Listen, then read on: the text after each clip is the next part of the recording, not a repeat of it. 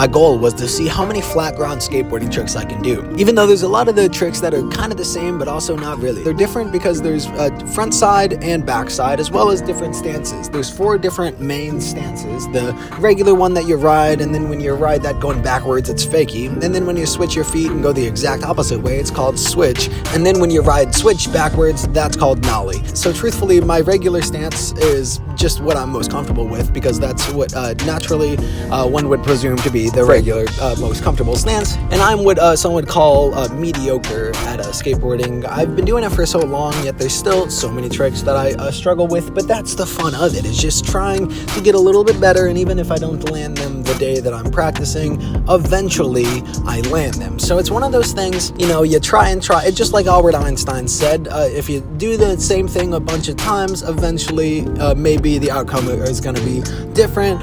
And that's the goal of it. You fling the board a million times, you know, you're bound to land a couple of them. And sometimes I think people think that skating is just like an exercise of the feet, but truthfully, your whole body goes into it, that it feels like it's a whole strenuous, damn near every limb, strengthening the lungs and the heart. It really feels like it's a full, and it's positive, as well as it feels like sometimes it's damaging, because it kind of hurts as you mess up the trick or just land wonky. And even as I was skating, like the week before, I had kind of twisted my ankle up pretty badly, and then it was feeling better. I was doing some animations because I just wanted to get my fix of skateboarding without actually having to skateboard, by copying frames of a video from somebody who's better than me at the sport of it. And heck, I never even want to be, the type to go crazy high or all that, even though it seems so cool. Like, I'm kind of scared too. Like, I'm okay with just kind of chilling on the mellow ground. And I included the takes where, like, the hand touches. They call that a baker maker. And I tried to clean some of them up. Believe it or not, these are the best takes of what I've got filmed from the past week. So maybe if I spent more time on trying to fine tune all these, then